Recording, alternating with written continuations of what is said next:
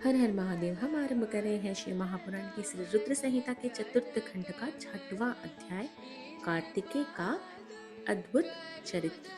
ब्रह्मा जी बोले, नारद, इस प्रकार सभी अविष्ट देवताओं से आशीर्वाद प्राप्त करके कुमार कार्तिकेय बहुत प्रसन्न हुए। उन्होंने सभी देवताओं का धन्यवाद व्यक्त किया। तब पश्चात वे अपने सिंहासन पर बैठे। तभी वहां एक ब्राह्मण दौड़ता हुआ आया। उस ब्राह्मण ने आके कार्तिकेय को प्रणाम किया और उनके चरण पकड़कर बोला, हे स्वामी, मैं आपकी शरण में आया हूँ, मुझ पर कृपा करके मेरे कष्ट दूर करें। तब कार्तिकेय ने उस ब्राह्मण को उठाया और आदर पूर्वक अपने पास बैठाकर उसके दुखी होने का कारण पूछा। तब वह ब्राह्मण बोला, हे भगवान, मैं अश्वमेध यज्ञ कर रहा हूँ, परंतु आज मेरा घोड़ा अपने बंधनों को तोड़कर कहीं चला गया है। हे प्रभु, मुझ पर कृपा करें और मेरे घोड़े को यथाशीघ्र ढूंढ दे, अन्यथा मेरा यज्ञ भंग हो जाएगा। यह कहकर ब्राह्मण पुनः कार्तिकेय के चरणों को पकड़कर रोने गिड़गिड़ाने लगा। वह रोते रोते बोला, आप पूरे ब्रह्मांड के स्वामी हैं, आप सबकी सेवा करके सदा तत्पर रहते हैं। आप सब देवताओं के स्वामी हैं और त्रिलोकीनाथ भगवान शिव के पुत्र हैं। इस प्रकार उस ब्राह्मण द्वारा की गई स्तुति को सुनकर कुमार कार्तिकेय बहुत प्रसन्न हुए। तब उन्होंने अपने वीर बलशाली प्रमुख गण वीरबाहु को बुलाकर उस घोड़े को जल्दी से जल्दी ढूंढने की आज्ञा प्रदान की तथा यज्ञ को विधि विधान के अनुसार पूर्ण कराने का कहा। वह वीर बाहु कार्तिकेय को प्रणाम किए और ब्राह्मण के घोड़े को ढूंढने के लिए निकल पड़े। उसने पृथ्वी लोक पर हर जगह उस घोड़े को ढूंढा। जिस व्यक्ति ने जो भी जानकारी दी उसके अनुसार वीर बाहु ने हर जगह उसी तलाश की, परंतु वह असफल रहे। तब वह उस घोड़े को तलाश करने के लिए भगवान श्री हरि विष्णु के लोक बैकुंठ धाम गए। वहां जाकर वीरबाहु ने देखा कि एक घोड़े ने विष्णु लोक में बहुत आतंक मचा रखा है। विष्णु लोक में वह घोड़ा खूब उपद्रव कर रहा है। कुमार कार्तिकेय ने उस गण वीरबाहु ने तुरंत उस घोड़े को बंधक बना लिया और उसे पकड़कर अपने स्वामी कार्तिकेय के पास ले गए। तब स्वामी कार्तिकेय पूरे संसार का भार लेकर उस घोड़े पर चढ़कर बैठ गए और उस घोड़े को पूरे त्रिलोक की परिक्रमा करने का आदेश प्रदान किया। वह अद्भुत घोड़ा एक ही पल में तीनों लोकों की परिक्रमा करके लौट आया। तब कुमार कार्तिकेय उस घोड़े से उतरकर पुनः अपने आसन पर बैठ गए।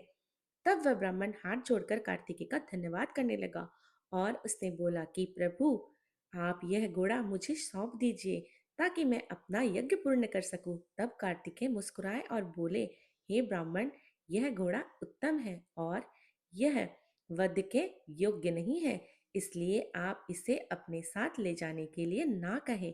मैं आपको यज्ञ पूर्ण होने का वरदान देता हूँ। मेरे आशीर्वाद से आपका यज्ञ सफल हो जाएगा। हम आरंभ कर रहे हैं शिव महापुराण के श्री रुद्र संहिता के चतुर्थ खंड का 7वां अध्याय, भगवान शिव द्वारा कार्तिकेय को सौंपना। ब्रह्मा जी बोले, हे नारद, अपने पुत्र कार्तिकेय का अद्भुत पराक्रम देखकर भगवान शिव और देवी पार्वती बहुत प्रसन्न हुए। तब सब देवताओं सहित श्री हरि विष्णु और देवराज इंद्र और मैं भी बहुत हर्षित हुए और भगवान शिव से बोले, हे देवादिदेव भगवान, आप तो सर्वेश्वर है, सर्वज्ञाता है। संसार की सब घटनाएं आपकी इच्छा से ही घटित होती है। आप तो जानते ही हैं कि ब्रह्मा जी द्वारा असुरराज तारक को दिया गया वर के अनुसार शिवपुत्र ही उसका वध करने में सक्षम है। इसलिए ही कुमार कार्तिकेय का जन्म हुआ है। प्रभु, हम लोगों के कष्टों को दूर कीजिए, हमारे जीवन को सुखी करने के लिए आप अपने पुत्र कार्तिकेय को आज्ञा दीजिए कि वह तारकासुर का वध करे। यह कहकर सब देवता भगवान शिव की स्तुति करने लगे। तब भगवान शिव का हृदय हम सबकी प्रार्थना से द्रवित हो उठा। उन्होंने हमारी प्रार्थना को स्वीकार कर लिया और अपने पुत्र कुमार कार्तिकेय को देवताओं को सौंप दिया। तब भगवान शिव ने अपने पुत्र कार्तिकेय को यह आज्ञा दी कि देवताओं की विशाल सेना का नेतृत्व करे और देवताओं के दुखी और संकट को दूर करने के लिए तारकासुर का वध करे। अपने पिता भगवान शिव की यह आज्ञा पाकर स्वामी कार्तिकेय बहुत प्रसन्न हुए। तब उन्होंने हाथ जोड़कर अपनी माता पार्वती और पिता महादेव जी को प्रणाम किया और कहा कि हे माता, हे पिता, आप मुझे विजयी होने का आशीर्वाद प्रदान करें। यह सुनकर भगवान शिव मुस्कुराए और बोले, कुमार, निश्चय ही तुम अपने इस प्रथम युद्ध में अपने घोर शत्रु तारकासुर का वध करके विजयी होगे। हमारा आशीर्वाद सदैव तुम्हारे साथ है। इधर देवी पार्वती के हृदय में अपने प्रिय पुत्र के युद्ध में जाने की बात सुनकर पीड़ा होने लगी। वत्सल के कारण उनकी आंखों में आंसू आ गए। वे बहुत दुखी हो गई और कहने लगी, हे नाथ, हे देवादिदेव, मेरा पुत्र कार्तिकेय अभी बहुत छोटा है और वह तारकसुर के महाबली और शक्तिशाली है। उस दुष्ट ने अपनी दुष्टता से सभी देवताओं को परास्त कर दिया है। जब इतनी शक्तियों के स्वामी देवता उसका कुछ नहीं बिगाड़ सके, तो मेरा यह पुत्र नन्हा सा भोला भाला कैसे उसे हरा सकता है। मेरा दिल मुझे कार्तिकेय को युद्ध में भेजने की आज्ञा नहीं देता। मैं अपने पुत्र को अपने साथ रखना चाहती हूँ। यह वचन सुनकर सभी देवताओं सहित भगवान शिव भी चिंतित हो गए। तब महादेव जी ने देवी पार्वती को समझाते हुए बोला, हे देवी, हे शिवा, आप सामान्य स्त्रियों की तरह व्यवहार क्यों कर रही हैं? यह मेरा और आपका पुत्र होने के कारण महाशक्तिशाली और वीर योद्धा है। देवताओं ने इसे अपनी अविष्ट शक्तियां प्रदान की है। कार्तिकेय की जीत निश्चित है। कार्तिकेय का उत्पन्न होना तारकासुर का वध का प्रतीक है।